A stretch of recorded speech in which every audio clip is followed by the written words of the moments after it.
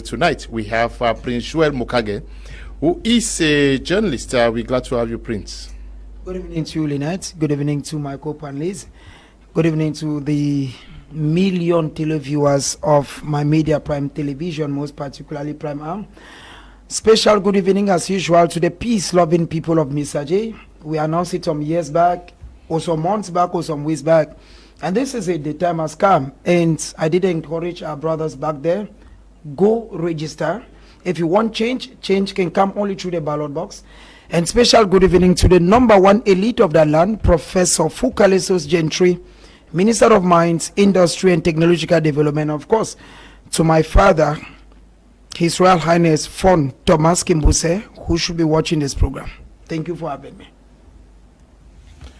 We also have Mr. T. Henry, who is representing the Social Democratic Front on this platform. Good evening, Henry. Good evening, Mr. Leonard. Good evening to my co-panelists, and good evening to the million of televiewers of my major Prime. Dan Mai Jarvis is also part of our tonight's edition of the program. He's sitting in for Ba Gwen, who should be caught in traffic. We expect that she joins us. Good evening. Glad to have you. Good evening, Mr. Cook. Good evening to the entire team. It is again another Monday, and the fever for political climate is getting to a different temperature. And we hope that at the end of the day, Cameroonians of goodwill will understand that the view of the nation depends on the ballot that they shall cast. My advice to many youth in Cameroon is that they should get their voters card ready and be able to judge candidates based on character, competency, past record, and this should be the barometer. And many of them who have registered should actually go and vote. They should not go and sit after 6 p.m. to go and count the vote of others and start posting results on social media that they don't cheat with, they don't cheat with. So to me, they should get their voters card. Okay, we announced that he is sitting in for Ba Akwenadia, who was caught in traffic. She's already in the studio with us, but we also are in the company of Mr. Eswa Kisito, who is the president of the Southwest Youth League. Good evening. We're glad to have you, Kisito. Good evening, Mr. Leo. Good evening to all the other panelists. Good evening to the millions of Cameroonians who are watching us from their homes or wherever they are on this planet Earth. It's once again a pleasure for me to be here. This is my home. I've always loved to be here when the opportunity comes. So it's a pleasure to be here for us to discuss salient issues with regards to the upcoming October 12 presidential elections in Cameroon, which was of course announced on Friday, the 11th of July 2025, by His Excellency, the number one citizen of this country, Paul Biya. Okay, we're glad to have you. Ba Akwenadia is in the studio with us tonight. She is the president of the youth wing of the UPC party. Glad to have you, Nadia. Thank you, Mr. Kombiona, and good evening. Thanks for the invitation. Special greetings to my co-panelists tonight. It's a pleasure being with you on this pedagogic platform. I'm really sorry for coming late. We all know the state of our roads in this country is not really easy. You know, living from Bonaberry to here was not really easy. The traffic and the bad state of the road. So I want to tell my audience, the television was sorry, but it wasn't actually my fault. Thank you. Thank you. We are glad you were able to beat traffic and are part of tonight's edition of the program. I'll start with you. The electorate has been convened for October the 12th, 2025. You are reading through the political landscape. Are we ready for this day? Cameroonians have been eager, they've been itching, they've been waiting for this day. And many have been saying that in next door, I think Senegal, elections are programmed for 25th October. But in Cameroon, they were like, when will elections hold? And many were like, when? But even as much we're waiting, we kept telling people, go to the ballot box, go register, go to the polling stations, go register. Because you want change. It's very normal. You complain of poor roads, poor electricity, nothing is moving for Cameroon. It's very normal. But we still feel that the only way you can make your voice to be heard is going to be registered. So, Mr. Leonard, before today, we had seen it coming, judging from the statistics that we've had on the ground. And without holding to a particular area, as an elite of Misaje, we have always encouraged, I'm not speaking for a party, but we've always encouraged our brothers back home to register massively, and I keep saying that all my brothers in Misaje subdivision, wherever they are, they should go register massively. Because of the massive registration, I told my brothers, I got taken, he is this, he is that, he is that. But I told them, and I want to say it openly, that your own is your own, no matter how your own is. It means that go register. Professor Fukalistos is your son. If you people think that he is not what, fine. If you think he's what, fine. But we already saw it coming, Mr. Leo, because the groundworks have been done in all the aspects. And I also feel that it is a moment for those who were thinking that it was going to take them a lot of time to go back to the drawing board and ask questions. Like those who are waiting for 300 signatures, they have just 10 days, like you said. For those who are waiting to think that it was going to take a political party, say the CPDM to endorse his candidate, say the SDF, say the PCR, and say the UPC to endorse his candidate, already have a very shorter time. Shorter time means 10 days enough for you to go back to the drawing board and make your arithmetic. And to tell you, Mr. Aliyu, that within this period, a lot of political parties who already have candidates endorsed, like the CPDM of Paul Biya, like the SDF of Joshua Osi, like the UPC, maybe she will speak for the UPC because the UPC is a bit broad. And I don't know the right person who will represent the UPC. At one time you have Bape Lipod, at one time you have, she may speak for that. And I think that at other political, like the PCRN, you already have Cabral, because these are people who have, at the level of the UNDP, you already have Bello Buba Maigari. At the level of the FSNC, you already have a candidate like Issa Cheruma Bakari.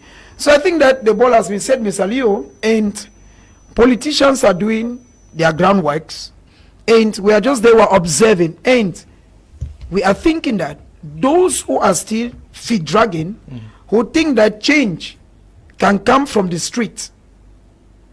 What is the implication of the convening of the electorate? It means that if you have not yet registered, you cannot. Well, it's quite unfortunate now. Thank you immensely for reminding me, Mr. Leo. Yeah, it's quite unfortunate.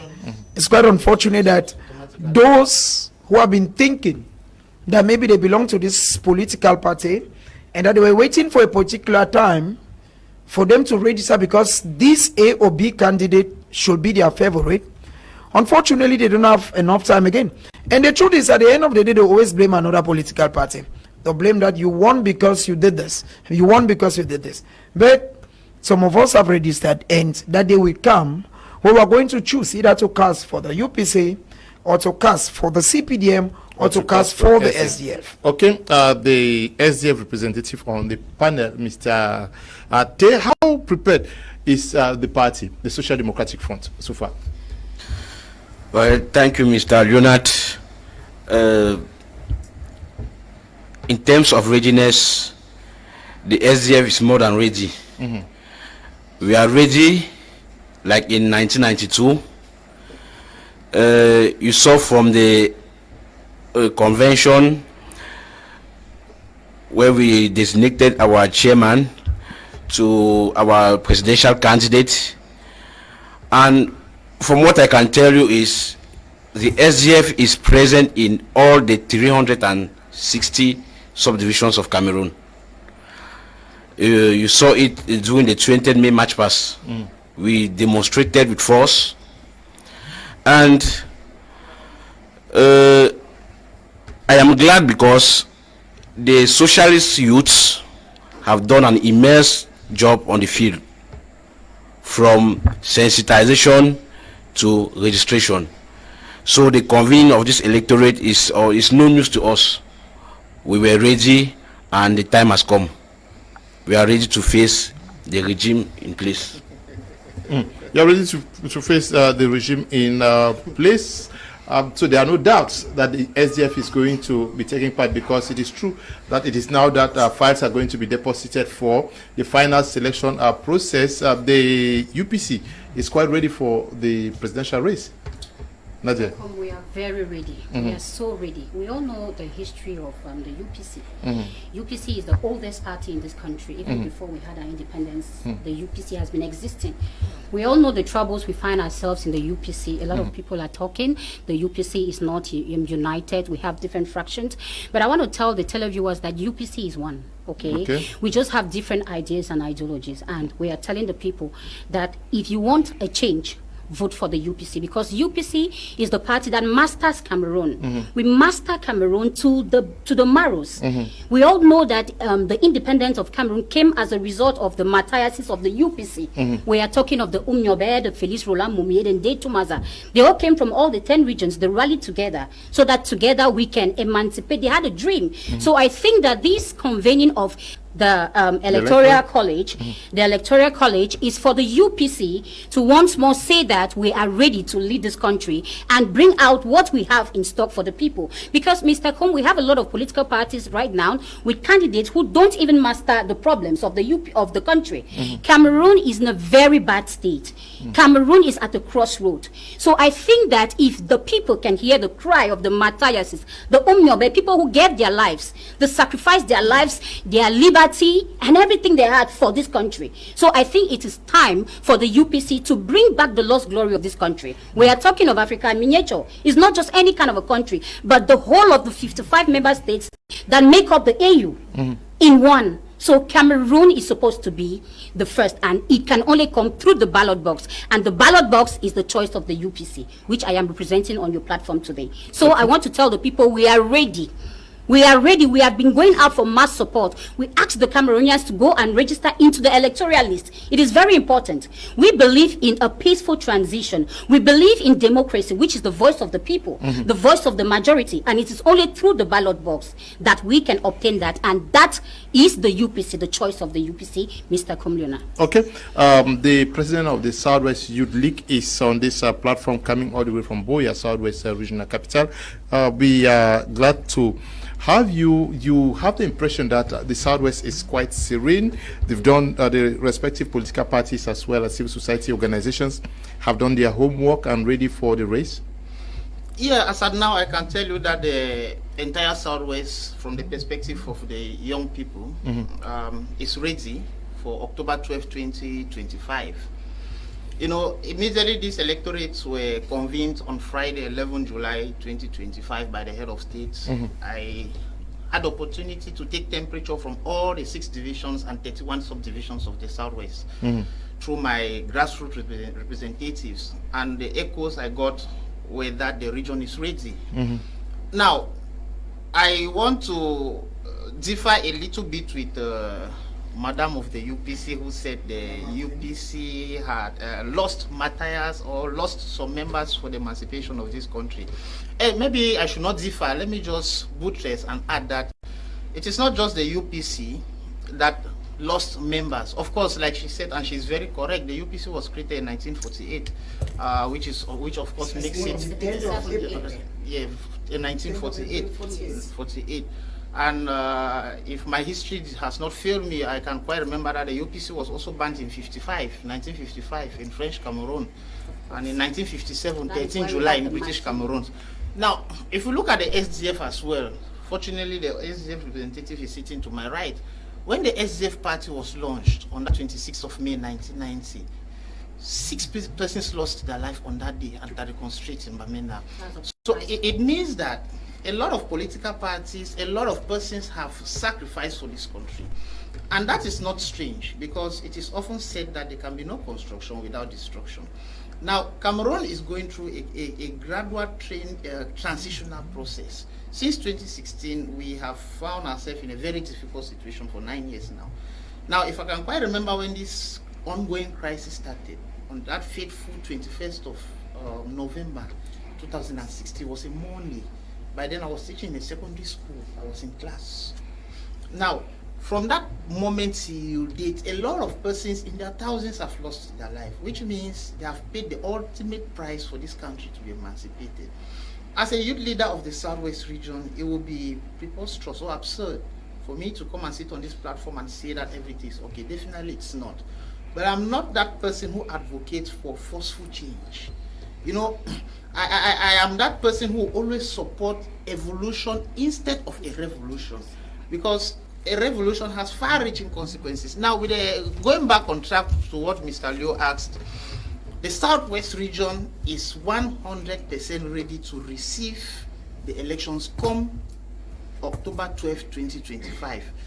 As a president of the Southwest Youth League, I can tell you authoritatively here and now that we as youths of the region, we are doing a mobilization. We are getting the youths ready. Before the electorates were convened, you can testify, if your records are very clear, that we have been doing massive campaign for youth registration. In fact, we made it official in 2023. We officially launched the regional campaign for massive youth registration at Mountain Hotel. That was on Thursday, 25th of May, 2023. So from that process till now, we have done a lot of groundworks. Our youths have registered in all the divisions of the Southwest region. And personally, we are convincing them and telling them to go to Elekam and collect their voter registration cards. So we are no longer talking about registration. Registration has ended as of Friday when the electorates were convened. Now, when the time comes, we as youths, we are not doing campaign for anybody, but we have the capacity, we have the right to advise ourselves. What is the reading? What is the reading you make of the mobilization done by civil society organizations as well as political parties in the Southwest? Some of them are doing a wonderful job, but personally, I'll tell you, I don't want to call any name here. I am not very comfortable with the way some of them are going about their activities. As a civil society organization, your position is neutrality. But we have seen a situation where some civil society organizations have come up publicly in a meeting to endorse a candidate. That defeats the purpose of that name, civil society organization. A civil society organization is a watchdog. As a civil society organization member, what I expect us to do is, of course, they have a right to select a candidate. They have a right to say that after doing this, we support this, but that should be open. You see, it should be a scenario where a civil society organization, just like, for instance, the Southwest Youth League, gets the manifestos of all the other presidential candidates, studies them, and then at the end of the day, we say, by virtue of this following this process, we think that this is the best candidate to manage this country at this moment. And that should be true, probably a press conference for the whole world to see.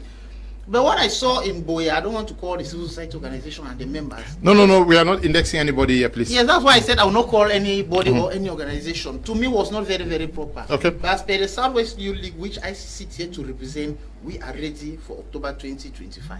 Okay, you're ready for October 2025. So many persons have not registered to vote and seemingly are going to be animating the political landscape it's going to be of no use, because for months, for years, we have asked persons to go and register, and the only way you can show support is by voting for a candidate. Today, it's going to be like throwing water on the deck's back for those who have not registered today. Zalvia, I think that if the elections governing body in Cameroon, Elekam, should appreciate a media house in Cameroon, my media prime should be one of those houses.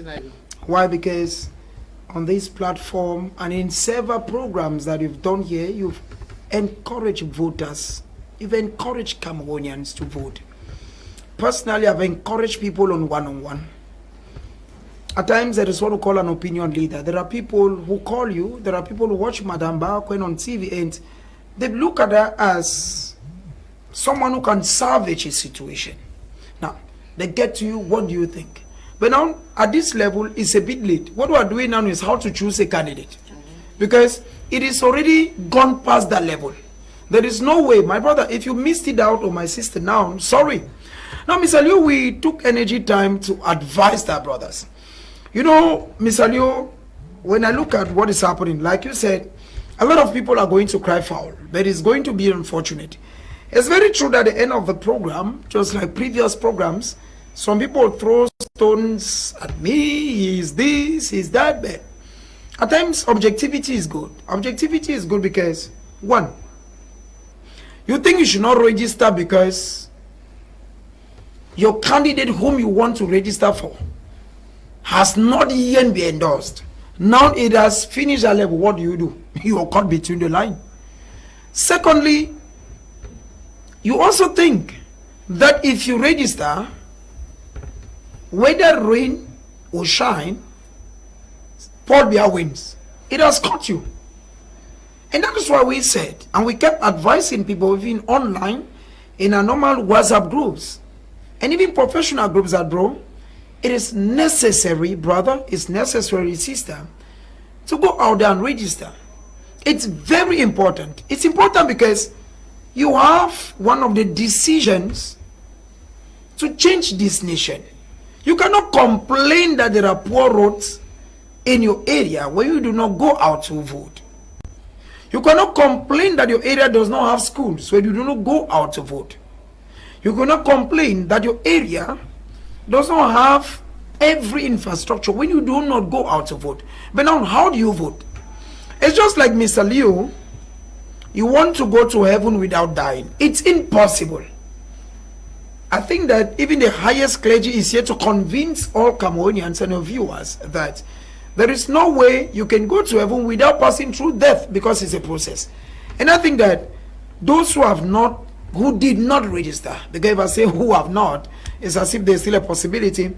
And I think that those who have not have their selves to blame. And Mr. Liu, I also think that far from this, we have now come to the moment, because I've listened to my brother, the SDF is ready, everybody is ready. But now, a lot of gymnastics will be going on. And like I said before, Mr. Liu, those who have been following your program and your programs, at one time you kept a series on these elections. And here we are today. And I think that at the end of the day, when you're going out to vote, you should ask yourself a lot of questions. He said something that I want to appreciate. He said that the SDF, that's a Social Democratic Front, is in all the 360 subdivisions. That's what Cameroonians should know. That Cameroon is made up of 360 subdivisions, and not only the littoral, the center, and the west. So you should not win in Bafoussam, and win in Douala, and win in Yaoundé, and start saying that you won, and claim that another party did not win. People have been doing their groundworks. Recently, we saw the Secretary General of the Presidency of the Republic, Gogo, hold a meeting with ministers. It is yet, of course, it came out on the national station that the purpose of the meetings were to discuss elections. But nothing filtered on whether this minister said this. I want to still say, Mr. Liu, that when people keep blaming somebody for winning, they should ask themselves a lot of questions. Because some of us who are on the field, they will blame us that, oh, you said this instead of saying this. One, you did not vote.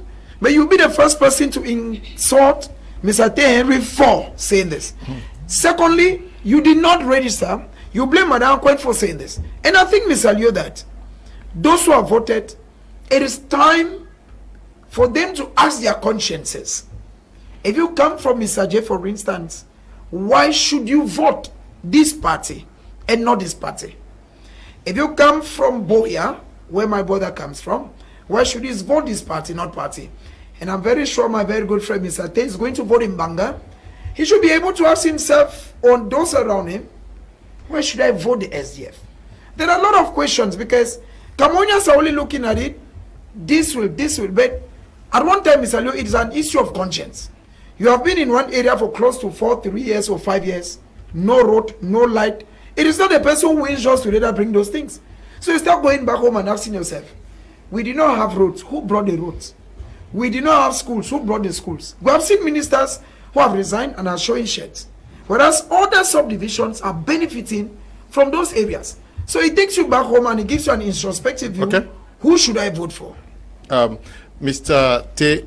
Henry, so much talk. I want all of us to talk about this, about the need for a coalition.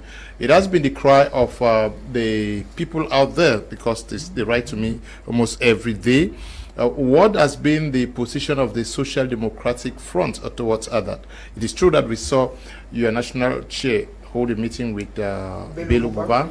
Yes, and Issa Chiroma. He says that you guys are into a coalition with trade unionists. Should Cameroonians hope that we see a broader coalition in the days ahead? Well, Mr. Leonard, when Cameroonians listen about coalition, in quotes, there is a certain group of people out there who think coalition is related to the MRC or should be led by the MRC. We are talking about coalition I'm coming. in general. Yeah, I'm coming. Yeah. Now, and the government in place has struggled to make us understand that without coalition we can't beat them. Since they know they are out to bribe other party leaders, which makes it impossible for coalition to take place, they now say coalition is disunited, political leaders are disunited. The stance of the Social Democratic Front, we are open for coalition. Okay. Like you rightly said, you saw our national chairman with Bello Buba. There are many underground works which are being carried out, which for purpose of law, I would not like to disclose here because the campaigns haven't started already. So, but what we should retain now is we are open for coalition. Underground works are being done. We are meeting leaders. We are meeting syndicates. We are meeting traditional authorities. So everything is being put into place. So Cameroonians in general and the electorate in particular should know that the SDF is out to bring change comes October 12, 2025, no matter what the government is doing to put aside our hopes and aspirations. Okay. Yes, Nadia, on the coalition issue.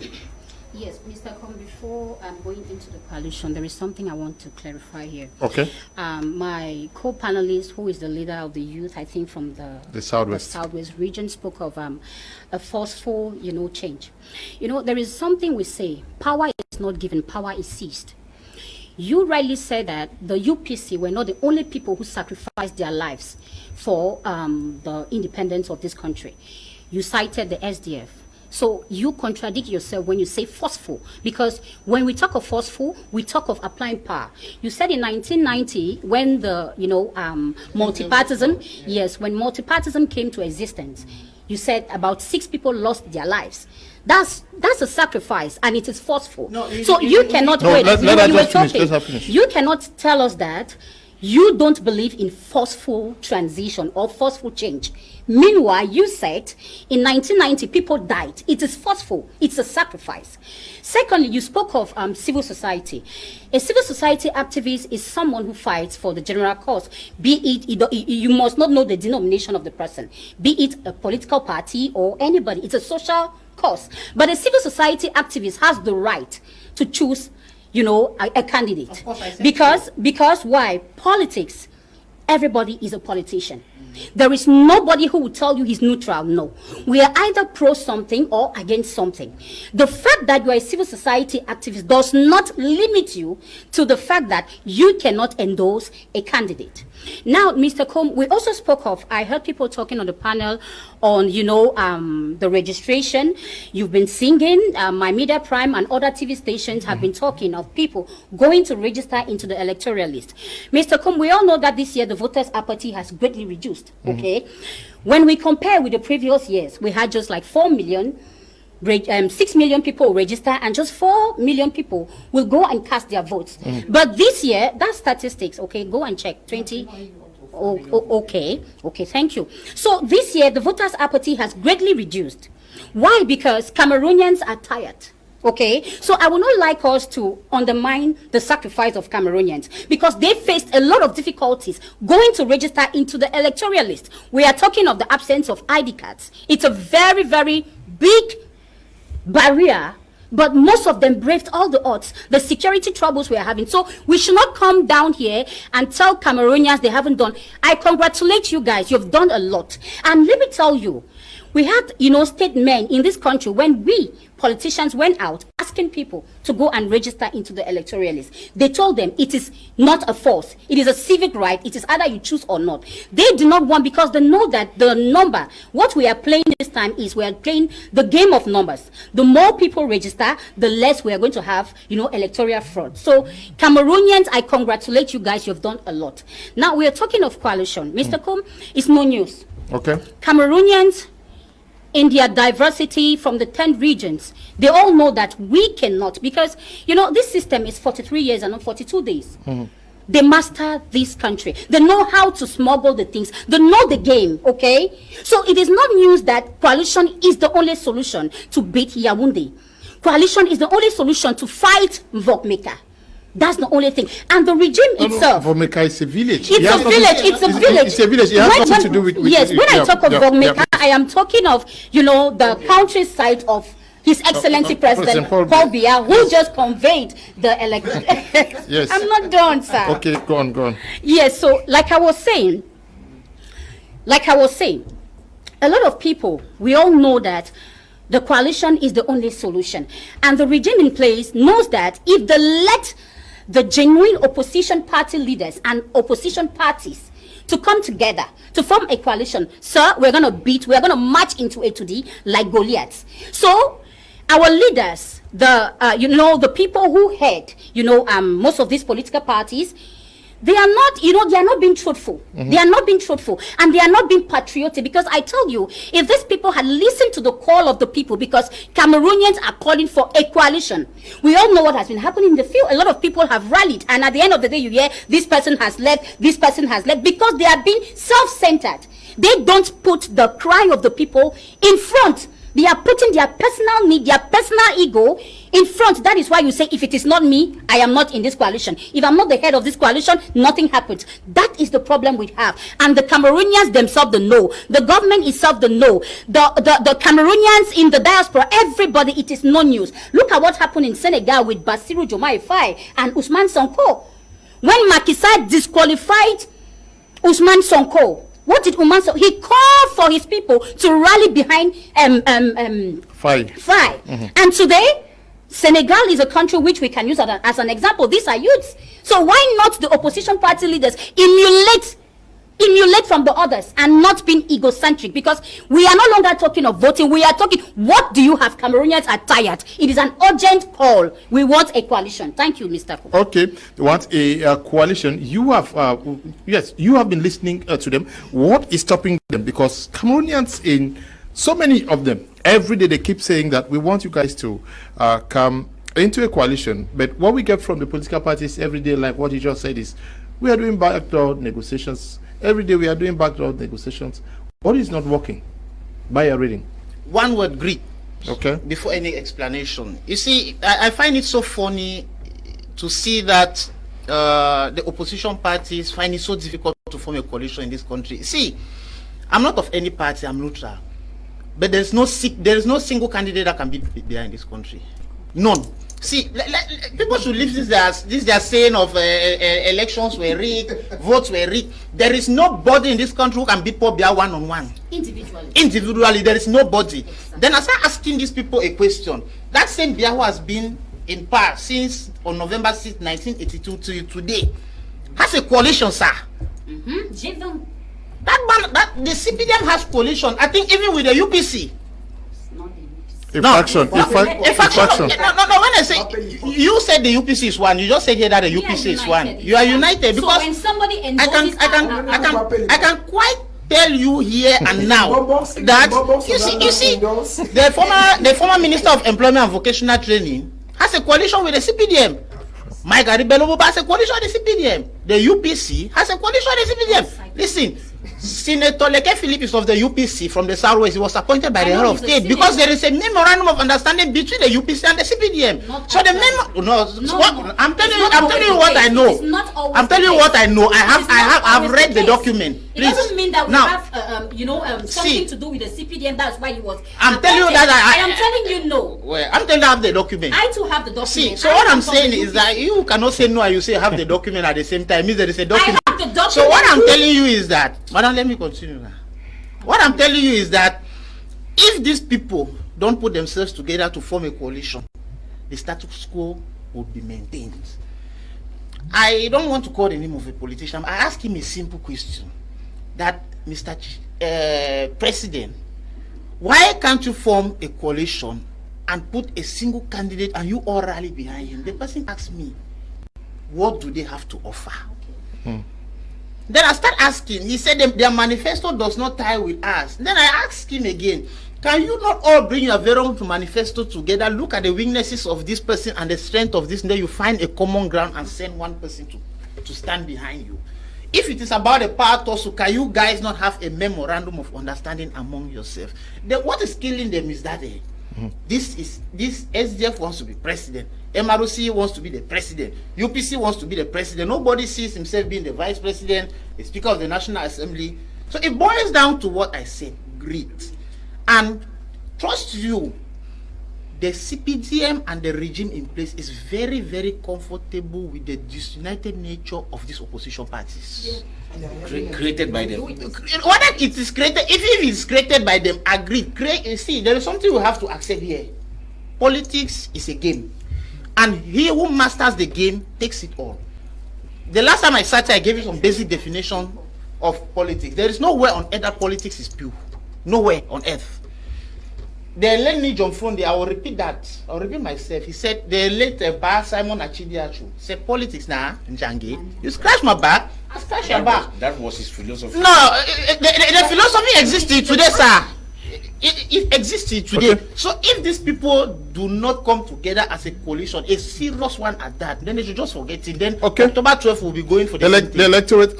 They have been convened for voting on the 12th of October 2025, just to say that the respective parties, all of those who have been announcing that I declare I want to be president, they have 10 days to deposit their files and be selected and declared competent to run for elections. Do you see many of them going through? Because declaring is one thing, but fulfilling these positions, Cameroon is one of those countries that has more political parties and subdivisions. Cameroon is made up of officially 386 political parties, whereas Cameroon has just 360. Arithmetically, our nation owes Cameroonians, I think, 14 parties. Now, 14 parties, which means that even if each person won in their subdivision, there will still be some parties without a subdivision. Mr. Leo, you know what is happening is there are a lot of parties that will come out of this game. One, there's a financial constraint of 30 million francs CFA that some political parties may not afford to pay. That's one. Two, there are political parties that may not actually bounce out officially, but they are going to throw their weight behind other political parties.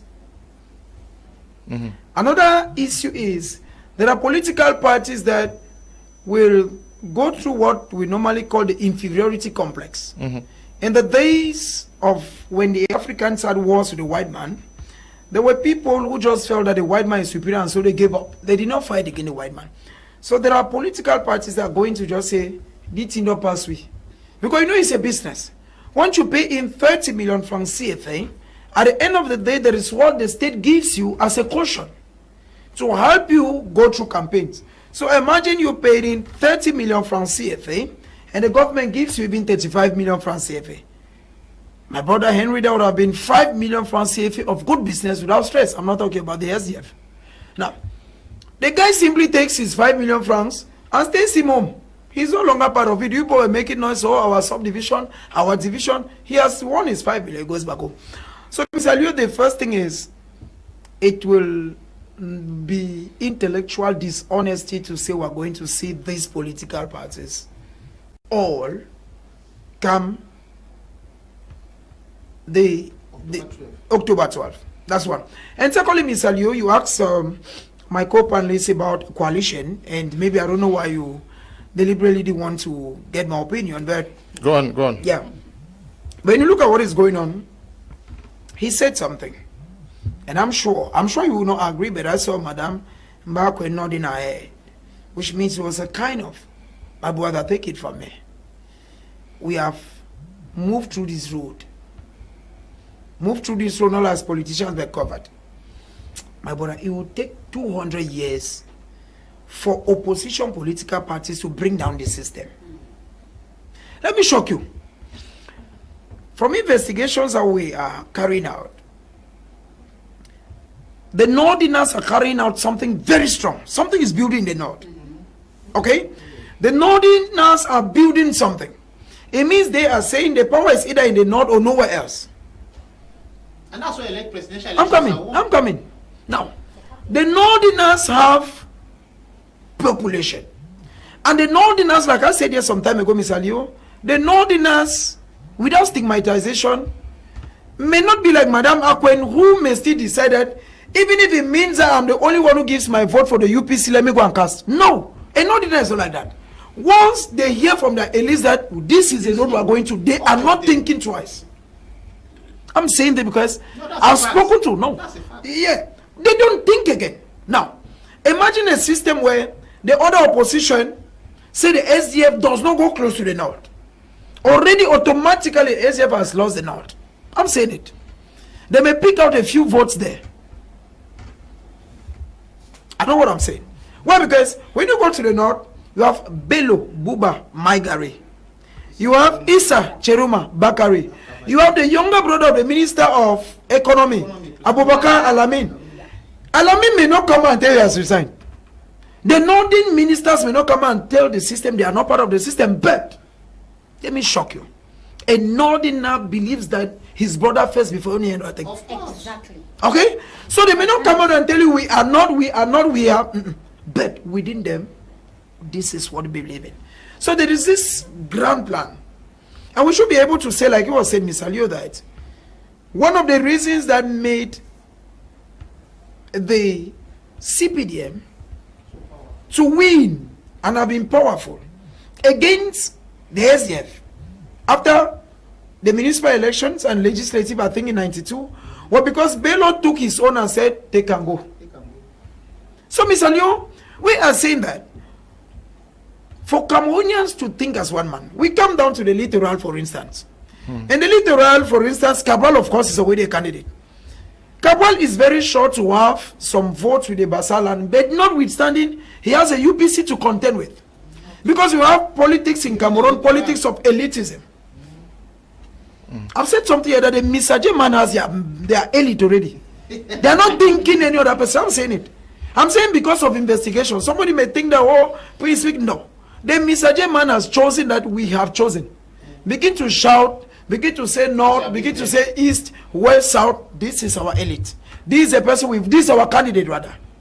Now, you go maybe to the West region. It's true that the West region as of now is still going through some board marks. But now, even within the West region, how many ministers come from the West region? The Secretary General of the CPDM political party, Jean Kwete, is from the West. The President of the Senate. I'm coming. I'm coming. See the weight, see the capacity. Because the people say that they stole. When some of us give this objective analysis, or say that we say that they don't face the reality. The Minister of Public Works, Emmanuel Ganon Jomesi, the Minister of Kecha Cortez, from the West, Mr. Liu, scientific research. Scientific research. Treaty. Who has been there until we forgot her position more than 18 years? We don't even think she's been there again. Secretary General of the CPDM. Yes. So what I'm saying here is, each person goes back home. I'm talking about even if those of the West who think that they are strong. I'm not campaigning for the CPDM. But I'm saying that for the opposition to beat the CPDM, my brother, I may not tell you that I may talk with the chairman, but I may talk with him. But these are things that we may say when we have the opportunity. Like I said, we meet some of these people, but we think that if truly Cameroonians want serious, I mean those of you of the opposition, if you want business for Cameroonians, let me be going to vote in Mr. Joe. Of course, I'm going to vote there. Let me be going to vote and know that I have two parties.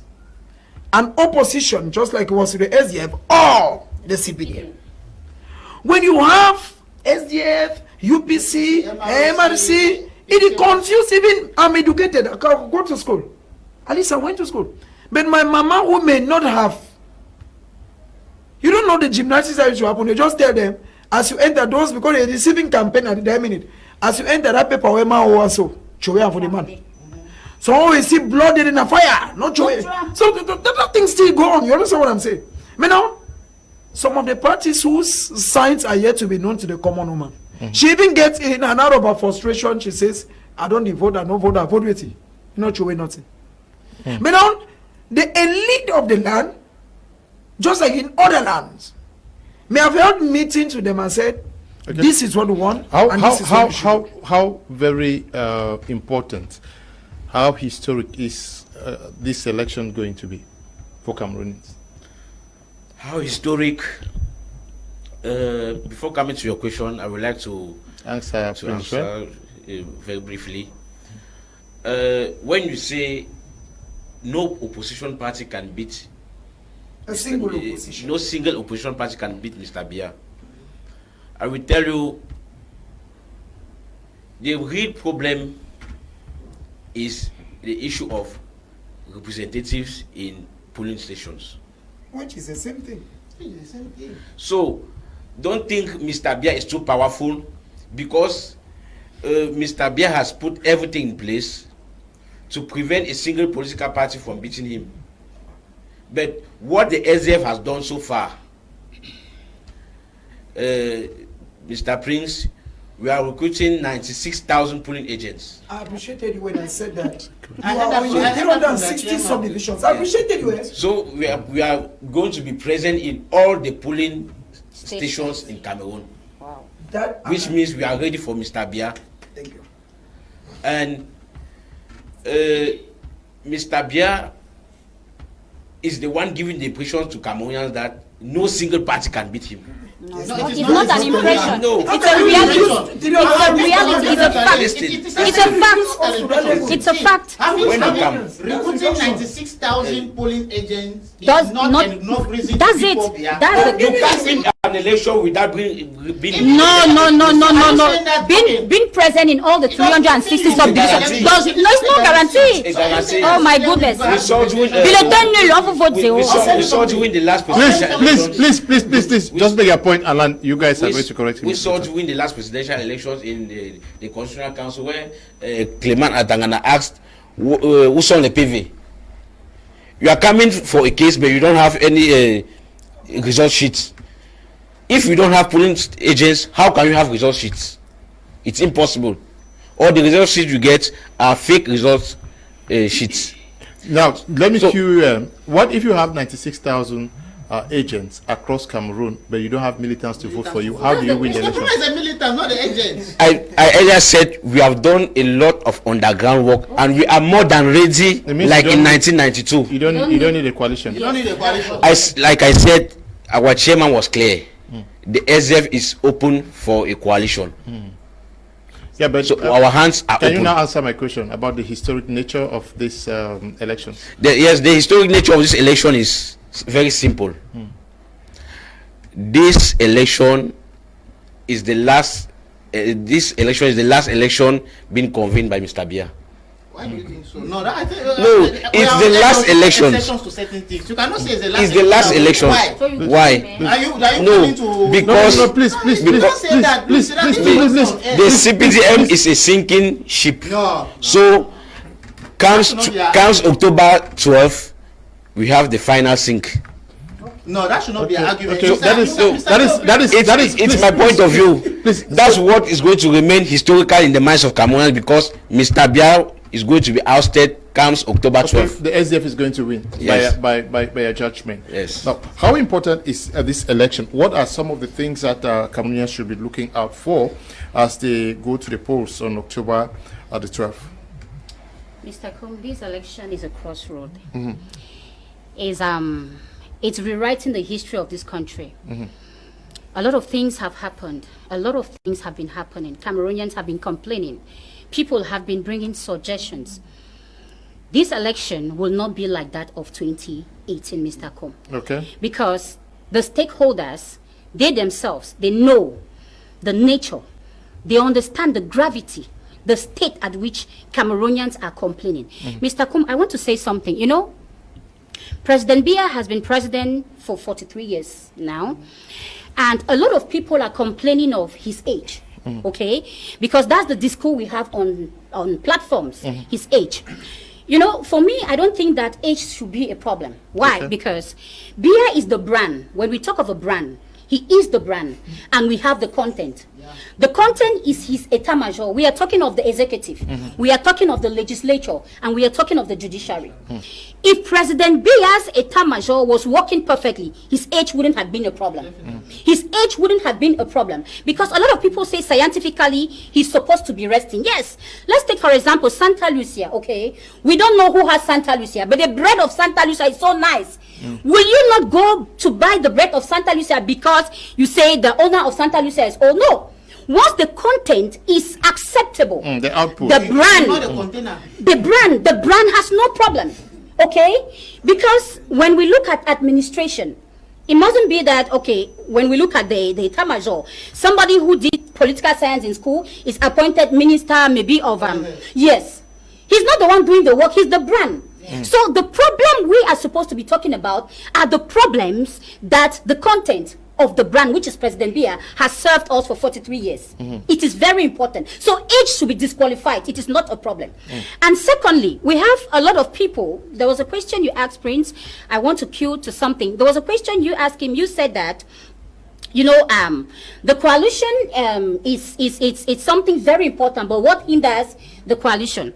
Mr. Kum, when we look at what is happening with the Northerners, okay, there is this thing we call tribalism. It's a problem to us. It's a very huge problem. Meanwhile, our cultural diversity was supposed to be a force, but it is a huge problem. He said about the Northerners, Issa has worked with the government of President Biya, but he went back with a discourse of he has been working with President Biya, and the northern region is not developed.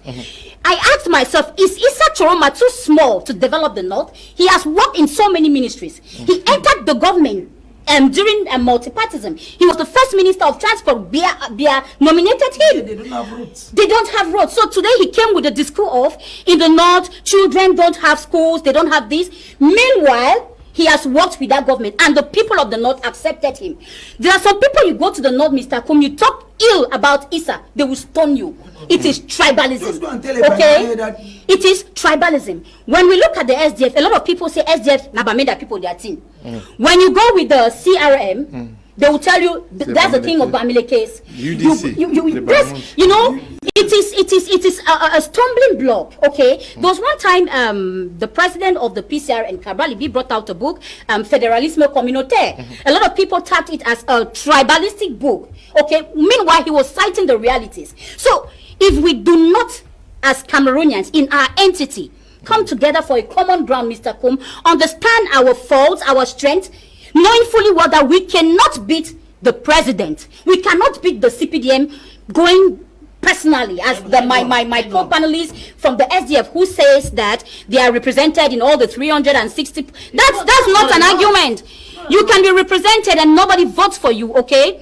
Let me tell you, President Biya and his party has been implanted in Cameroon for 43 years. They are represented everywhere. They have the logistics, they have the money, they have everything. They have the institutions. Elekam works for them.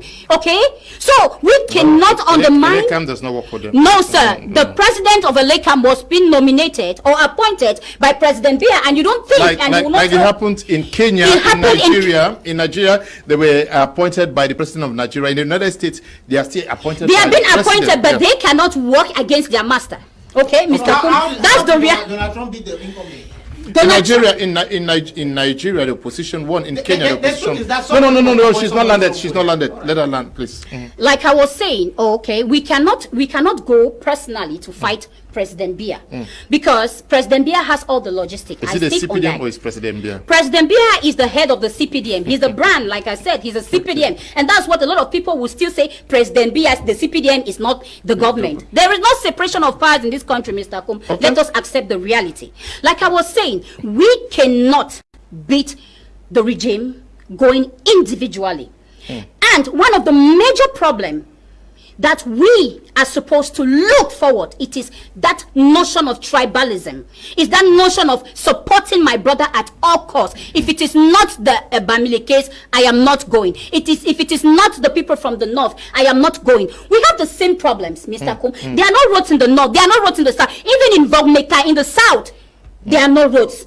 We face a common problem. We need a common ground. We need to come to a compromise, sit together, put our troubles together, and look forward so that we can bring out that person, that entity who has caused us pain for 43 years, Mr. Kum. Genesis Keko is watching us from Bafu. Sam New Seve is watching us from Victoria. Ndu Bernard is watching us from Etudi Katier. Real is watching us. Okay. Jude Achille is watching us from Bamenda. Gamsi Derek is watching us from Bello. Albert John Thompson is watching us. Winger Didimos is watching us from Kumbu. Chechoi Mercy is watching us from Itoki Bakundu. John Cham is watching us from Boya. Audu Seidu is watching us from Yaoundé. Hope is watching us from Yaoundé. Davila is watching us from Suza. Kemayu Elvis is watching us from Norway. Okay, Nuki Neston is watching us from Colbison, Yaoundé. Adam is watching us from Bamenda. Sam Rich is watching us from Gaundere. Feka Gideon is watching us from Banga. Homeboy is watching us from Douala. Phil Williams is watching us from Mbargong in Yaoundé. Derek Wala is watching us from Chang. Nusoni Lucius Joshua is watching us from Bambui. Godi Brown is watching us from Bamenda. Bertrand Silas is watching us from Bamenda. Zamatu GV, Bamenda Old Town. Tangwa Evaristus from Bambili. And Sergio Ramos is watching us from Limbe. 21 is watching us. Muna Paul is watching us from Fringen. Okay, Fringen in Momo division. Let's look at no, it is him who is coming in. Yes. Is this also a referendum between the old and the new generation? Personally, I would not want to use the word referendum between the old and the new generation. I would prefer to use the word understanding. Did you follow the president for PAL, Celestine Bidzigi, who called on his pals, the guys with whom they have done politics for decades now, that it is time for us to give opportunity to the young people? He stood aside and let a young person lead his party. He called on the likes of Chiroma, called on yes, Bello Buba and Kamto and the rest. All of them. They are yes, personally I followed him and he has set a very good precedence, which I think if most of these persons can do. Like Fundi led Osi Joshua in 2018, because it took almost, let me say, 70% of SDF militants by surprise that Fundi stepped down for Osi Joshua, and that was a welcoming idea, you know. And this time around, trust me, before coming back to your question, Osi Joshua will not be going in as a novice. He has already tasted failure. I'm sure for the past 7 years he has, because in 2018 he was third. I think the head of state won. Then you had the MROC before Osi Joshua. So he has tested failure. Fourth, sorry, he has failed the pains. He has worked on certain strategies to close some loopholes, you know. But now, personally, Osi Joshua is relatively young. I don't think he should relinquish power to somebody else as per the SDF. But others like the Bello Buba Maigari, the Issa Chirumas, and the rest, I think those are the kind of persons who should, if they really feel that this country belongs to the youth, who should designate some young persons, put them, and I mean, they have somebody like Bello Buba, Issa Chiruma. These are persons who have been in the government like forever. In fact, Bello Buba was the first prime minister under Biya's government. Now, they have the resources. But what I see here now is greed. Issa Chiruma, Bello Buba are very old people. We are not saying that they don't have the mental capacity, but I don't want to say what one of them said, that the present head of state does not have the mental capacity to rule the country. I don't want to say the person who said it, but one of them said so. Now, but the question we start asking ourselves is, anyway, that's bygone. To come back to what you were saying, if these persons nominate certain youths to stand in front. Remember, youths make the majority of this country. But at the same time, we should be warned that it's shocking. As per Elecam statistics, out of the close to 8.7 million registered voters, the youths constitute just about 2.4 million. Which means the youths are nowhere to be found. They're active on social media. And they are very active on social media. See, I've done a little research on this.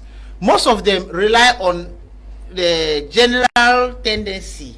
Nothing no will change, and that is where we get it all wrong. When they themselves have never voted. When they themselves have never voted. Let me go back to 2018. I said there some time ago that in 2018 I supervised elections at Lower Mokongo B, what we call Bakuri Town in Biya. In that 2018, we had just close to 3 million Cameroonians who cast their votes. But on the day of the proclamation of the results at the Constitutional Council, we had close to 8 million Cameroonians who were following that TV. Publication live. Then we start asking ourselves the question, are these the same persons who want the change we are talking about? See, we will not learn from our lessons. Take this as your assignment on Sunday, October 12, 2025. From 8 a.m. where election will be cast to 4:40, visit the polling centers and police stations. It will be timid. But go there by 4:50 where they know that election votes count will start. You see how those places will be full. Then you start asking yourself, what are the people coming to do here whereas they did not register one? They have not voted. They are interested in counting the result. Whose results are you interested in counting? So we are being penny wise and pound foolish, because all these persons who are visiting these polling centers to go and count those votes, had they voted, the situation would have been different. Now, like Madam of the UPC rightly said, and of which I agree with her in toto, is the fact that even if we claim it's an allegation that the SDF rigged elections, it's an allegation which I cannot stand here to defend. Let's even assume that CPDM rigs elections. Let's assume there is a wave of influx that you cannot steal. Just imagine 20 million Cameroonians register to vote, and 20 million Cameroonians go to the polling centers and stations on that day and vote. And out of those 20 million, assuming that there is a coalition in Cameroon, 18.5 million persons vote for that coalition, there is no way Elecam can manipulate that result. There is just no way Elecam can manipulate that result. Now, talking about the fact that, let me go back to my brother who said a while ago that these people rig elections and they have recruited 96,000 polling agents. That does not suffice to win an election. In 2018, while supervising elections at Lower Mokongo in Biya, from my observation, and as a matter of fact, I'll say about 2, 3, or 4 things here. The first thing is that 90% who came and voted. Why am I saying this? Because I'm a youth leader. I'm taxing the youths to take their responsibility. 1, 90% of those who came and voted were 40 years plus. Number 2, 90% of those who came and voted for the CPDM. That is an established fact. So what I'm telling you is that you guys should go down and do your homework again very, very well. Having representatives at all polling centers is not enough. In 2020, February 2020, for the legislative and municipal elections, I was in Munya Court area. Yeah, but there was also lockdown, eh? No, I understand. Yeah. So what I'm saying is that there was an issue of lockdown, understood. So what I'm telling you is that SDF had representatives at that polling center. In fact, at all those polling stations. But at the counts, CPDM, whether I like it or not, beat them hands down. So having those representatives is not enough. Do your homework and convince your militants to go out and vote. I talked of two things here. I talked of field work and representatives. Okay. Yes. Okay. Yeah. Because he was talking of the youth who are not, they are not active in politics. When we look at Cameroon statistically, we are counting roughly 30 million inhabitants, and the youth constitute about 70% of this population. So we are talking of like 18 to 19 million youths who are in Cameroon. And you said that the LACAM published, you know, the number of people who registered, and the youths was, the percentage was very low. Yes, I want to tell you why. You know, as a youth leader, I am out to protect my youth. I'm out to, you know, to talk for them because we have a lot of problems. A youth who left school, he doesn't have a job. How will he go and register without having an ID card? We all know that the ID card left from 2,800 to like 10,000. Where will a youth who has no job get the money from to go and register? No, I'm not. No, I just want to explain. I want to explain why the youths are not registering. We all visited. We were all there in 2018 when Cabralibi pulled the crowd at Cité Sikh. The government came out and said, "Ils ont les cartes. Ils n'ont pas de carte de vote." That's what the government said, and they were laughing. Why? Because the elders, they have ils ont privatisé. They have held hostage everything. They have made the youth beggars. They have made us to become chindas. Okay, you will go and meet a father. You tell him, "Daddy, I want to work." He will tell you, "It is not yet your time. Go and wait for your time." Meanwhile, when we were growing up, they told us that the youth are the leaders of tomorrow. Till today, we are still there carrying bags. Till today, we are still there, and they have made policies that does not favor us. A youth cannot have money to go and register and to go and do his ID card for 10,000, but a father would do it easily. So the logistic is not being put in place for the youths for them to have that access to go and register. Okay, go and register. That was what I wanted to say. That those same youths, meet them on Sundays after their so-called veteran football matches. Yes. Those same youths, I can challenge you that from in Biya, where I come from. Yes. Those same youths you are saying who have nothing doing. Yes. 60% of them in Biya drink at least 4 bottles of beer every day. This is because they don't have that that culture. Look, they have been stigmatized. They have been their memory has been. That's keeping them. No.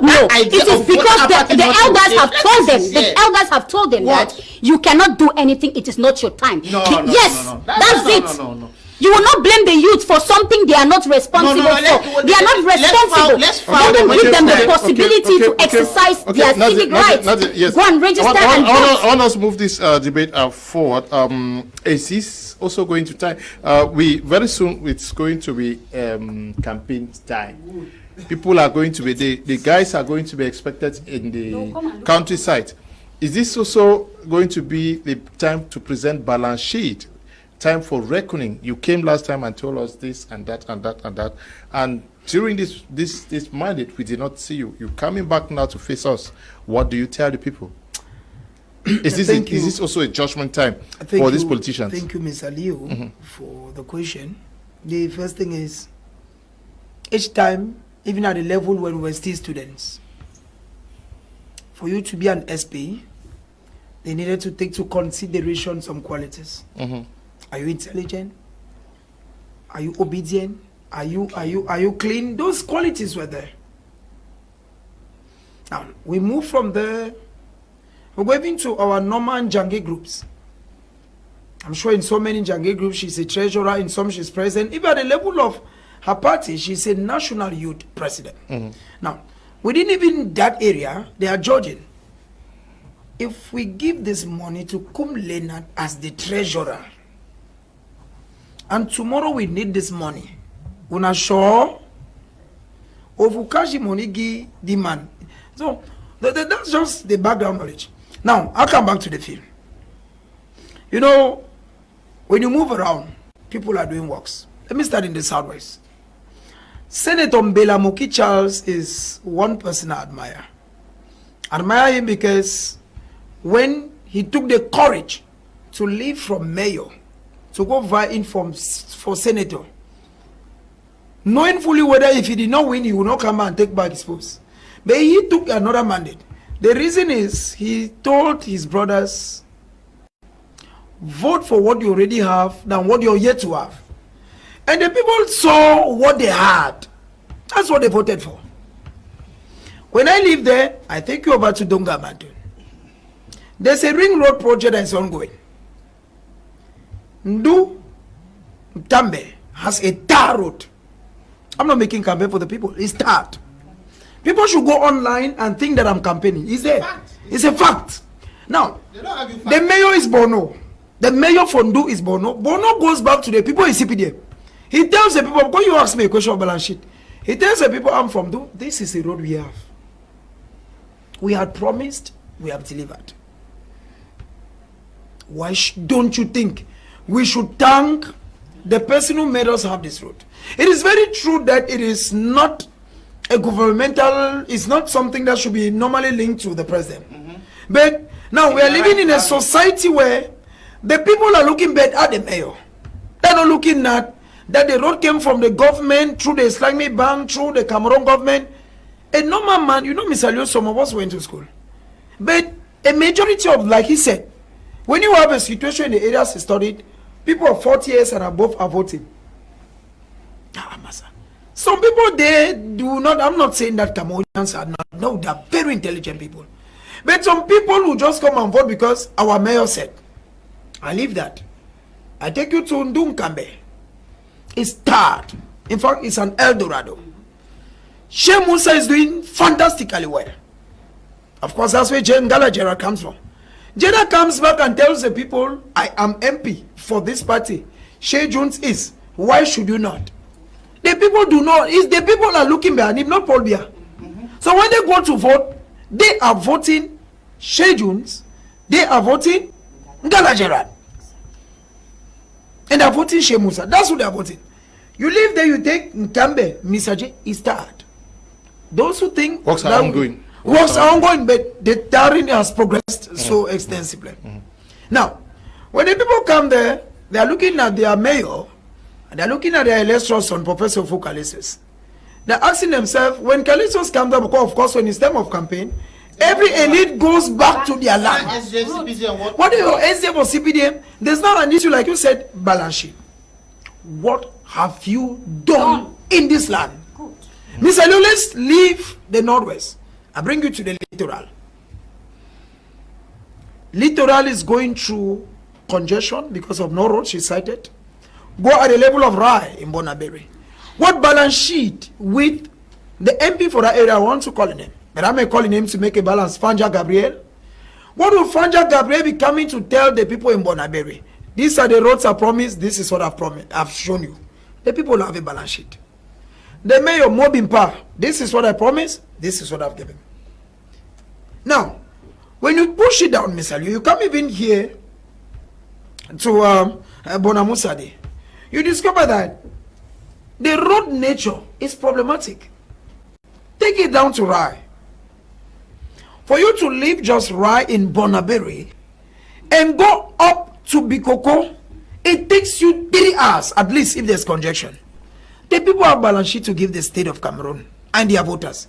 If you go to Yaoundé, Mr. Leo, it is an open secret that it is now insecurity is heightening in certain parts of Yaoundé. Potholes are littered. So what I'm saying, Mr. Leo, is I'm not campaigning for A or B. What I'm saying is, you've said something, Mr. Leo. As someone that I know, in most of your meetings, Mr. Leo, you are the president. Even when you want to resign, the people say you will not go. It's not as if you talk on TV. It's not. No. It's just because the people look at you as someone who is accountable. You are there when they need you. Those things are very important. Now, even in areas where certain councils have, let me take you to Noon. It's the UDC, I'm sure. Adamu Nigeria. Of course, a Bamun man will be very proud to go cast their vote. Because when they look at Noon and the development is ongoing, I take you to Njombe Penja. In those days of Paul Erikinge, may so rest in peace. Everybody in Njombe Penja knew Be Erikinge. They swore by him. They swore by him. I went there, I did a documentary. I did it is Paul now, because Mr. Leo, hey. I want to take Cameroonians around the country. Now, when you come to Njombe Penja, the people are looking at Paul Elikinge, may so rest in peace. Like you said, you did a documentary there. And the people, even when Elikinge died, I was in Njombe to cover. And people said, c'est lui qui a tué notre mère, qui ne meurt pas, qui reste toujours. That means, you saw parents swearing. It means it's a mayor who gave his all. When you carry now and go to the far north, if it were not elitism, one, what is, for instance, Cheruma telling his people. I've spoken to some. Because when you resign and you go and make a sheet where there are no schools, Cheruma, like she said, has been Minister of Transport. Those are key positions that are not given to any person. Yes, transport. 2, he has been communication, and he has gone to vocational training. And even his brothers are asking, even when you are vocational training and employment, you bring who for side. Those things are important because it is a moment, Mr. Leo, of reckoning. As an elite, when you go even to Menchu, Mr. Wallan Richard has an account to give the Menchu people. Because the people have seen him for the time you have been there as MP, what did you bring home? Because normally in the African parlance, when you are voting someone into politics, the elites normally call it a son. Okay. That have sent you, Mr. Leo Filan, that have sent their son hunting. At the end of the day, if the children wait until your mandate expires, and they have not seen you bring in even a squirrel, what are you coming to tell them?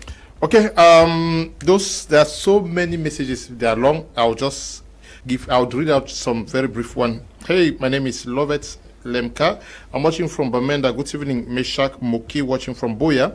I'm Bami Jasper, watching from Bamenda, Nitop 3. Remy is watching from Limbe. Anderson Gu, watching from Bengui GRA. Aju Solomon, I'm watching from Konsamba. Acha Muta Mbeli is watching from Ngomgam in Bamenda. Njifwa Lucas watching from Boya. Good evening, sir. I'm called Loyalty Da Castro. I'm watching you from Douala. Francis Swili is watching from Muyuka. Good evening, Mr. Liu. Cheney Boris is watching from Bamenda. Good evening, sir. I'm Justus Kanga watching from Boya. Good evening to all in the house. I'm Monju Frederick watching from Chang. Ajang Thomas watching from Tiko Camp 7. Good evening to everyone. Etienne is watching from Witikum. Hello, Mr. Leo. I'm Lovet Fon watching from Yaoundé. Good afternoon. Mbo Lovelin watching from Garwa. Kum Emmanuel is watching from Womb. Okay. This one says, that lady there is saying the truth. I like your program. Thank you. Good evening, Mr. Liu. I'm Chemboni from Bamenda. Please ask the madam from UPC that which of the UPC does she want us to vote for? Or this has the UPC United. Okay. And now to you, I want us to look at the profile. Is it also time to profile these candidates? So many persons have declared that they want to run for presidency. Should the people also take time to do a background check on who is coming to lead them? Somebody may have just amassed his money from one very funny activity and says, I want to be president. Yes, it's very important the voters verify the candidates properly. Because we have people we see only during elections. So all these people, I will call it the game of the regime in place. Because all these people need to be put aside. But when they come in and they are being invested, some even present 300 signatures, you don't even know where they took the 300 signatures from. So these candidates should be scrutinized properly. Within the ranks of the SDF, like we all know, we have a candidate who has proven that he's worthy to be our candidate. He has proven within his constituency in Wuri Center. He has proven nationally. And I will tell you, Mr. Leonard, after the late chairman, Honorable O.C. Joshua is the politician who has visited the most parts of the country. So he masters the territory. He masters the realities. He knows what the population is going through. He's made 2 nationwide tours. That we know. Yeah.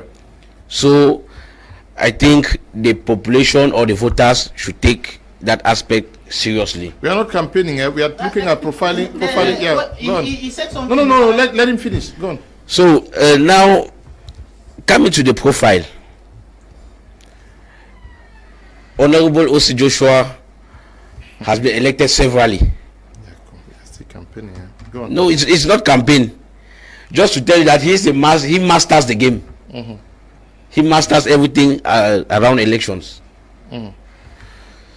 So Cameroonians should know Honorable O.C. Joshua is the most appropriate person.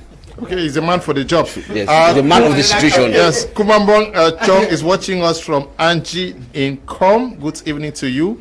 Good evening, Mr. Liu. Did I like the program? Didi is watching us from whom? Good evening. I'm Kinge Christian. I'm watching from Limbe. Good evening to you, Kinge. And oops.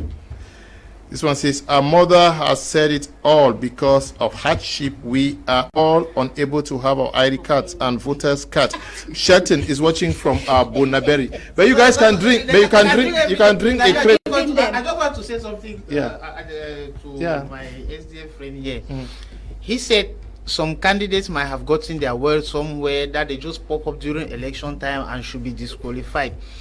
That's not democratic at all. Saying that means you of the SDF are not democratic.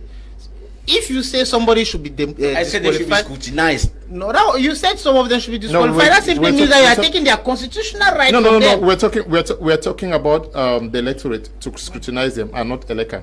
Yeah, that's exactly what we were saying. Now, first and foremost, for any scrutiny to be done, no scrutiny can be done at this moment because Eleka has not published any list yet. Anybody? No, that's not what I meant. I'm talking about the electorate. You want to vote for somebody, you need to scrutinize. I'm talking about the electorate. Those who are people have declared that they want to run for presidency. Yes. Do you think that the electorate should take their time to profile some of them? Definitely. Ask about this person, what has he done, what has yes, that's what I'm talking about here. Yes. Definitely. If they don't scrutinize the candidate, it means they are just like sheep. Because before going to vote for A, B, or C, the choices are placed before you. When Elekam will publish the list, we shall know that okay, we'll have Osiyosh of the SDF, Paul Biya of the CPDM, MRC of Maurice Kamto. I don't know who the UPC will be projecting. You put all these candidates before you, maybe Madam. No, because they have not declared. So I don't know. Maybe she can stand for UPC. We'll vote for her. Now, when that is done, you look at the various candidates as an electorate. You don't just go because my countryman. Sorry, you don't go because you're a countryman. Now, the first thing you need to consider is that paper which you are going to place in that box is your future for the next 7 years till 2032. That's the first thing you take into consideration. Not just you and your immediate family, your children, or for those who don't have children, your children to be, and of course the entire nation. So the first thing you look at when you put on the floor, this person A, this. It's very important to do background checks. Fortunately enough, the social media is there, where you can even profile some of these persons, and from that you do your personal checks again before you go to that ballot box on that fateful Sunday, 12th of October, to say that I'm voting for A, B, C, or D. Now, there is something which is very clear, and I'm cautioning the youths, is the fact that there will be serious election manipulation. That is a fact. As usual. And we should not fall for that. It happens everywhere in the world for election. When you start saying as usual, it's like you want to challenge. No, because all what you have said here, you are challenging the regime. Election manipulation happens everywhere on the earth. No, I don't. There is a Prince. There is one thing in politics which I think should be done. It doesn't mean that because you are of the SDF, that all the 100 things the regime in power does are bad. That's where we go wrong. There is nothing wrong for an opposition leader to praise something good that the incumbent has done. What should we praise? No, I've not said you should praise anything. You are right to criticize. What I'm just telling you is that if there is no way you can tell me that for 43 years Biya has not done anything for Cameroon, then you will be dishonest to yourself. There is no way. Before Biya, some of us could not come to TV sets like this and speak freely, insult the state and the rest and that. There is no way you can tell me for 43 years Biya has not done anything that's good to you. You congratulate for that. Please, for please, what? please, yes. Please, let Madam come in. Yes, you asked the question, you were asking of, you said that the candidates who have declared, how should Cameroonians like do a check-in of who they are before? You know, Mr. Com, Cameroonians have suffered a lot. We have gone through a lot. That's the truth. We have felt a lot of pain. So not any kind of Jack and G who comes out promising things that he cannot even deliver, Cameroonians will just rally behind you. No. Our sufferings has given us intelligence to know who can do something. We are talking of President Biya, 43 years. I will call him a president who rules with slogans. We've been living with slogans. I would do this, I would do that. I would. At the end of the day, the balance sheet is negative. So Cameroonians know their sufferings. They know that this person will not deliver. This person is a businessman. Because when you look at most of those people who have declared, it is only Elekam who will tell us who is eligible. We are waiting for Elekam. But now, as Cameroonians, you just came out. We've never seen you. You don't have anything you've done to Cameroonians. No trace of you. You come out and say, I want to be a candidate. You think Cameroonians will endorse you just like that because you're handsome? Yes, because my brother, it's serious. It's so serious. And I even think that they have to do something. Because it is your Cameroonians who have suffered, and we are still suffering. And you're bringing out MTN mobile money numbers so that we should contribute. We cannot even eat in our houses. We'll contribute for somebody we don't even know. It is serious, Mr. Kum, and we need no background, no like capital, seriously. It is something we need to look into. Cameroonians are not fools anymore. We have suffered and we've been suffering. We know exactly who to go and vote. We know our candidates. So all these people should not come and seduce you with their sugar-coated tongues. I am this, I am that. Where were you since? In the past 7 years, you've not done. You will see them on communication platforms trying to convince Cameroonians. But at the grassroots, they master nothing. They don't know how the people are living. They don't know that somebody can be in this country who lacks 100 francs. I was talking with Uncle Med. Yes. To them, it's so surprising. So they are not with us. They don't know what we have gone through. They don't know our suffering. So only Cameroonians know where the shoes is paining them, and they know who exactly to vote. And I tell you, is the candidate of the UPC, Mr. Kum. We are talking of 77 years. Who is that candidate? Who is your candidate? Our candidate is there. We are still to declare. We have time. We still have time, Mr. Kum. We have time. No, we have time. Okay, we have time. We are still having time. We still have about 8 days. Okay, we have 7 or 8 days to declare our candidate. So no, it is not a must. Why? It is not. The UPC is so confident. The UPC is so confident. All the parties are saying we have. No, please. No. It is not. It is not. It is not. One faction declared for the UPC. Yes. That is Bayebek. Professor Bayebek declared, though Mr. Kum, recently he has come out to say that apparently he's going for a transition. Yeah. Mr. Kum, yes, I was one of the persons. Please, let me talk for my party. Please. let me talk for my party, please. You know, you have popularity on TV. You want to rule a country. Please. You see, Mr. Kum, I was one of the persons who went to Bafoussam to endorse Professor Bayebek. Okay. No, I don't want us to talk about him yet. Okay. Yes, please. Yes, because you said no. He has declared. Okay. Yes, he's one of our candidates. I am from the UPC. I'm from the UPC. I want to explain what happened. Which means you have a congress. I want to explain what happened. Okay, because you guys are saying that which fraction of the UPC are we going to present as a candidate? Okay, explain. I was one of the persons who were in Bafoussam to endorse Professor Bayebek. And you rightly said here that we need to, do a screenshot, a screening of a candidate before presenting.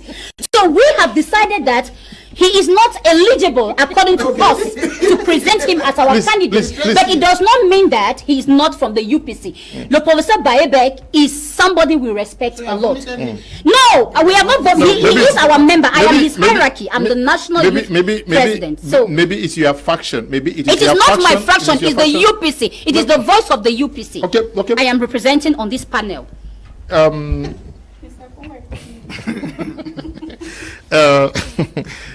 Now we are looking at these elections that are coming. Is it also going to be excessive pressure on Elekam to deliver? Mr. Leo, there's a question I think because there is a national and international expectation from Elekam. There's something you ask, I think, Mr. Henry of the Social Democratic Front. You're asking him, I think, of what importance is this election. But I've heard him, once you wear a political casket, it's always difficult to differentiate between the Cameroonian and the party. Now, these elections in the history of Cameroon, like Madame Akwen said, has a lot of historical significance. Never ever have I seen Cameroonians so enthusiastic in politics. I've never seen it. Never ever. I mean, you see, even your mama who had been for long without calling you is calling you. What has gone on? She sees something on Facebook like what is going on, that probably will be the candidate. She wants to call you. She even speaks in the dialect. Is it true that probably will be the Cameroonians? When the head of state declared his candidature yesterday, it was something else. Yeah, I'm coming. Yeah. I'm coming. I'm saying that these elections has a lot of impact. Cameroonians are yearning for change. They are thirsty. A lot of things are going wrong in so many sectors. Mr. Leo, the head of state appoints you, for instance, Minister of Transport, yet your own community doesn't have a road. Yet it's Paul Biya. The head of state appoints you, for instance, Minister of Tourism and Leisure, yet Cameroon cannot boast of any touristic site but Kribi and Limbe. You have parliamentarians, you are of a political party. Yet when someone comes within your constituency, he is unable to lay his fingers on what you've done. It boils back to one person.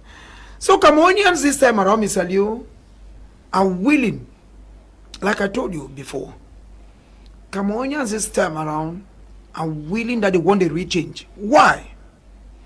Like I gave some examples. You are driving, Mr. Liu. You go towards a point, and there is normally a red light and a green light. You see the green light and you go through. Why? Because no police officer was there. You just feel that the person you're conscious of is a police officer. So since you didn't see one, there was no red light. Mr. Liu, you once traveled out of this country. And when you came out, you told me beautiful stories. Now when you're traveling there, you don't need any person to tell you. It is you. The car itself, you understand? So I think that Cameroonians have a lot of issues that they want to correct. Cameroonians have traveled. Not one, not two, not three. When they come back, they look at what they saw and what they are seeing here. They are thinking that there is a lot of dichotomy. Things are wrong. We should be able to say that, Mr. Liu. Somebody said something the other day without indicting anybody. We're going to have universities who are training people how to create cars, who are training people how to drive cars. Where are we going to? Where are we heading to? We should be able to say this truth, Mr. Liu. Even with those that we've made, we used to tell them certain facts. This is what the people want. The people think that a normal community should have roads. A normal community should have water. A normal community should have electricity. A normal community should have schools. When this community has these facilities, they start thinking, okay, we are moving up towards this. But now, you have been MP in an area for God knows how long. Even the only time you may have come to greet your community is when there is COVID-19 and you give them some nose masks and maybe some few buckets. Mr. Liu, who are you deceiving? So this year, it is 1 year, Mr. Liu, all through Abinia said, I want to personally take my own pains. It's true I've been voting. But we are casting. And we are casting because we will be asking certain questions. This year, this is. And at the end of the day, why should I vote for this person? We have for this person? We have 7-8 days to go. Yeah. Do you think many of those who have declared actually have what it takes to file in? Some of them have. Okay. First of all, one thing that makes you wrong, that already makes you eligible. The issue is not just 30 million. Yeah, Mr. Liu. But, yeah. One, Osi Joshua is eligible for the elections. He himself is already an MP and also many other MPs. Gabriel Libi is eligible. He himself is an MP and has MPs. And I think maybe for what you call other parties, Cheruma, Espa Matumba, all of them are Bello Buba. They are eligible by the fact that they already have elected officials. But now the bone is on the neck of those who want to be independent candidates. Now, within this period, Mr. Leo, only today we saw the Speaker of the National Assembly, who is today a first-class chief. But now they tell you for you to be an independent candidate, you need 300 votes. Signatures, rather. Yes, Mr. Leo. So you think Kavaye should vote for anyone who comes to that area? Do you expect Fonangwa for to sign for someone who comes to the Northwest? Do you expect Fon Mukete, who is a senator for the CPDM, to now give out and say, okay, since Ambao came and their party?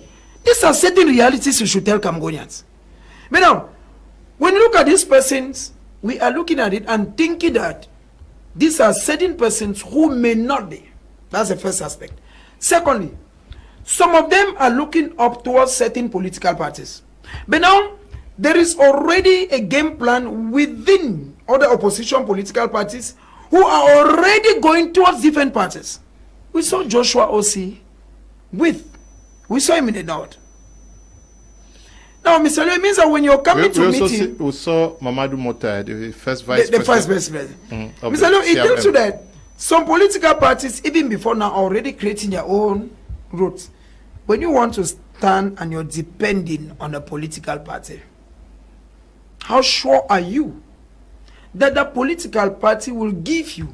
Because you can stand under a political party. How sure are you the political party will give you? Question mark. And maybe lastly, Mr. Leo, one thing that we should also be able to understand is there's normally what they call mandat imperative, which means that a parliamentarian can resign from a party and endorse you. Automatically, you become a candidate. Mr. Leo, Cameroon has 180 parliamentarians. Only the CPDM has 151. So do you expect an MP from the CPDM to resign, go and give to someone else? Or do you expect Bello Buba's MPs to go and resign and give, or the SDF or the PCRN? I fear the future for those who are independent. I fear the future for those who are yet to have a party endorse them. Because in as much as you're thinking, we should not forget we are living in a system that the more you think you know 1 plus B, you start reading ABC, they be doing A for Z. This system reasons you before you reason yourself. So I fear, okay. As Prince was saying, Mr. Com, you know, the criteria stated by Elekam is so difficult. We talk of independent candidates who need 300 signatures, and some parties we talk about having elites. Now, it is just an advice to the Cameroon elected government. officials, yeah. Yes, yes. So I want to give an advice to the Cameroon government, okay? Because, you know, we want this election to be fair play. When I talk about fair play, I talk about doing what we call administrative tolerance. One, I want the Cameroon government to be wise and intelligent. They should allow anybody, Mr. Com, who wants to be a candidate to become a candidate. Why? It's going to help them so that, you know, the numbers will be shared and they are going to have the majority. Now, if they disqualify the president of the CRM, they disqualify the PCRN, and they remain alone, you know, that democratic play will not really be visible in the eyes of the international community and the national community. So it's for them, it's just an advice. They should allow these rules and regulations that you must have 300 signatures. They know that as an independent candidate you cannot have. It's so impossible. No, you're saying that you 30 from each region. Who will you see? They have given what we call consign the vote. You try. So Yaoundé will strike you. You just there. Yaoundé will strike you. So I want the Cameroon government to be fair play. Okay. Anybody who no this election it's a crossroad. It's an administrative tolerance, like a plea, so that you know anybody who wants to be a candidate. Please let me talk. If the candidate is sincere, he should also join the other position. Let me finish. The issue. I want us to understand that it is Elekam that is organizing. I know. That's why I'm saying that Elekam. Yes, I'm talking to Elekam. To close its eyes on its text. To have administrative tolerance to say that, okay, you're whatever you are, if you're able to pay a portion, that 30 million. Elecam is going to be taken to court for not respecting its text. Mr. Kum, that is why I call it administrative tolerance. Let's just allow anybody who wants to be a candidate should come, pay their portion, they take that money. They are not wise. They are not wise. He's not willing to. He's not willing to. That's because you want some people to be disqualified. You want some people to be disqualified, but me, I am asking Elekam to do what we call administrative tolerance, so that le jeu démocratique, the democratic game, should be fair play, because they know that these rules and regulations cited in our penal code, in our constitution, in the electoral code is so difficult for candidates to meet up with. So they should allow these people to come so that they will share the vote. You have 0%, your 30 million is gone. They use the money to do their campaign. It's like an advice to them for me. Franklin is watching us from Opa Bayele Bamenda. I like the program. Good evening, Mr. Liu. I'm Tanga Julius watching from Boya. I love for the program. Good evening, Mr. Liu. Efim Collins watching from Gaundere. Good evening, Mr. Liu. I like the program. Prophet Amos watching from Chang. Good evening, Mr. Liu. Tracy Besem watching from Boya. My very good program. Abongwa is writing from Bonabere. Good evening, Lordins Ngoe watching from Boya. Good evening, Mr. Kum. Ta Congo Cyprian watching from Limbe. I like your program. Tafa watching from Mutengene. Yes, you think that everybody needs to qualify before going for elections because the texts are clear? Effectively. Like I said, to participate in a World Cup tournament, you must qualify. It's it's very simple. It's not because you have been a body or you are or you titles that you must participate. No, you must qualify. So those different candidates must respect the text to be eligible. Do you know we have presidential pardon for prisoners? It exists. It do exist. It is still administer tolerance. Okay. Mr. Biya, if Mr. Biya a gorgeous tolerance here, it means he's interfering. Because of now he's a candidate. He's a candidate.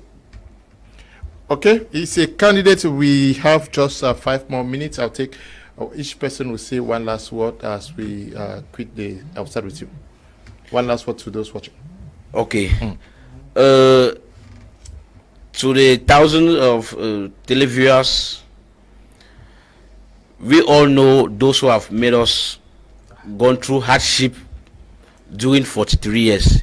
We know those who have stolen our smile during 43 years. We know all those who have worked against us during 43 years.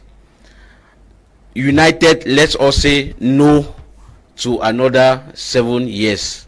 And the only way to say no is to vote the right person at the right place. And that right place, that right person is Honorable Joshua Osi with his program Rescue Cameroon. Tamukambo campaign. Yes, one last word of Prince. Mr. Liu, we are saying that those who did not register, it's quite a pity that it's no longer the time. And we're calling out those who registered that it's time for them to go back to their respective areas and ask themselves, why should I vote for this and not for this?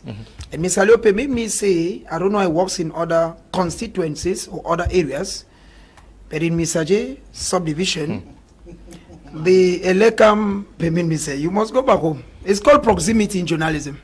Yeah. Now, in the subdivision, the elections governing body has made it such that if you register, say, in Douala or in Yaoundé, wherever you be, and you find need of coming home, just like works in rural areas. I hope it's not only my area. But now, if you want to go back home, there is still that possibility. Just like, hope is that. Or if you registered in the village, and you now want to vote in Douala, there's still a possibility for you to signal so that you don't get stranded and think that you went where you were to vote, but you got tight. Having said that, Mr. Liu, special good evening once more to the peace-loving people of Mr. subdivision.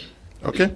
Yes, Akwen. Yes, Mr. Com, as a youth leader, I have a word to talk to my youth. You know, we constitute what we call the human resource of this country. Okay. And we all know that this is election period, and many youths will be contacted now for them to go and do what I call the dirty job, the campaign, the fighting, and all that. So, my youths, I tell you, when these people come to you, refuse, tell them no. We have grown past being chindas. It is time for them to introduce us into real power, because we cannot keep being at the back. When there is a decision that concerns us, they will not allow us to be partakers. But when they want us to go and do their dirty jobs, which is the moment, they will come with some beers. Like you said, you will see them drinking. When they come to these children, they give them peanut money, they give them drinks to drink, and they say, go and do campaign, go and fight. This is time for them. This is time for you guys to choose who you will support, who has been supportive, who has delivered. Do not fall a prey to these unfaithful politicians who come back to you after 7 years. Tell them you are not ready for that job. They should wait for you at the National Assembly. They should wait for you in the institution, so that you yourself, you'll be able to vote laws, you'll be able to work for your people, which are the youths. Okay. Thank you. Thank you too for coming. One last word to the youths, especially those of the Southwest.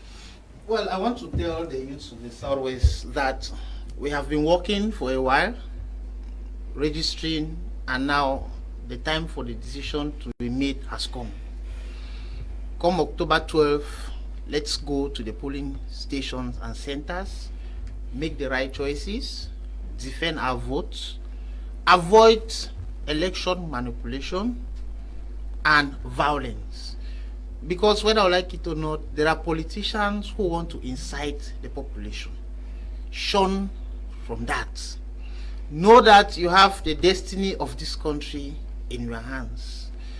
You will be choosing the person who will lead us. Because whether you choose SDF, you choose CPDA, you choose MROC, at the end of the result, that person will be leading us. Not that person will be leading us for the next 7 years. That's 2032. It's not 7 days. It's not 7 months. So keep your weapons ready. By weapons, I'm talking about your voter's card. Those who have registered, congratulations. Those who have not registered, try next time. But like Madam said, before I leave you, you said something which I want to emphasize. Elections or voting is a civic right and responsibility, but not an obligation. You must not vote. However, if you don't partake in the voting process, you have no right to criticize. So for those who feel that they don't want to participate, know as well that you cannot hold anybody accountable for not delivering. Thank you, Mr. Liu. Okay, thank you guys for coming, and to all of you for watching. Thank you to the production team. Stay blessed. Bye-bye.